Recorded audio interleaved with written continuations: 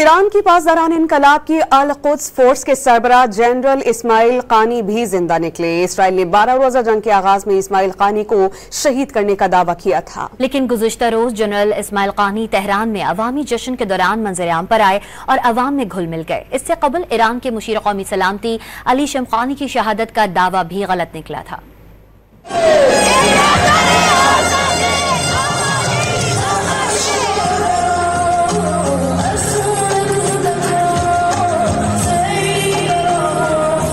Iran की पासदारान इनकलाब की अल कुद्स फोर्स के सरबराह जनरल इस्माइल कानी भी जिंदा निकले। इसराइल ने 12 रोजा जंग के आगाज में इस्माइल कानी को शहीद करने का दावा किया था, लेकिन गुज़िश्ता रोज जनरल इस्माइल कानी तेहरान में अवामी जश्न के दौरान मंजर-ए-आम पर आए और अवाम में घुल मिल गए। इससे कबल ईरान के मुशीर कौमी सलामती अली शमखानी की शहादत का दावा भी गलत निकला था।